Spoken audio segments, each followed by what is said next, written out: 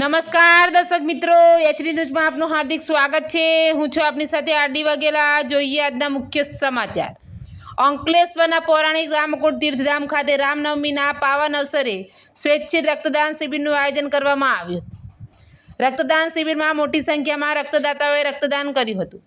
અંકલેશ્વરના તીર્થધામ રામકુંડ ખાતે રામનવમીના શ્રદ્ધાભેર ઉજવણી કરવામાં આવી હતી।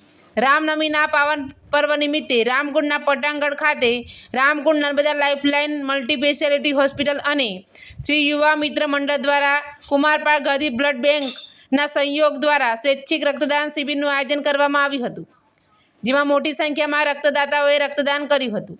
આ નિમિત્તે રામકુંડના મહંત ગંગાદાસ બાપુ, નર્મદા લાઇફલાઇન મલ્ટી સ્પેશિયાલિટી હોસ્પિટલના આગેવાનો, શ્રી યુવા મિત્ર મંડળના સભ્યો ઉપસ્થિત રહ્યા હતા। એચડી ન્યૂઝ સાથે રિપોર્ટ જયેશ પ્રજાપતિ, અંકલેશ્વર।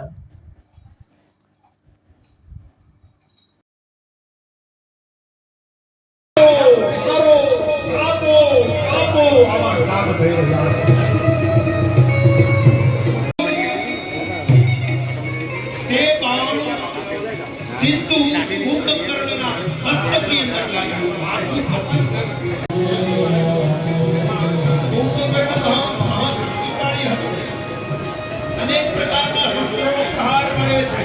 महाराज मेघनाद ने मार दिया। बोलिए लक्ष्मण जी महाराज की जय। 14 वर्ष सुधी जे मित्राने जाजी कजे એ મને મારી શકે અને રામે પોતાના અસ્ત્ર દ્વારા કેજી ધનુષ સરસ્વતી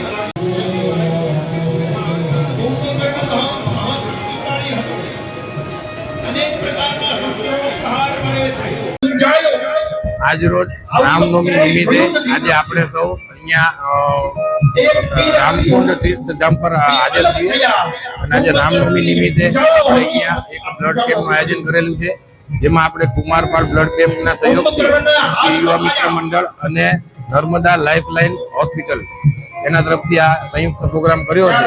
અને આજ રોજ ઘણો આનંદ છે કે ઘણી મોટી સંખ્યામાં રક્તદાનો આ બ્લડ કેમ્પમાં પ્રાપ્ત તરીકે આવેલા છે।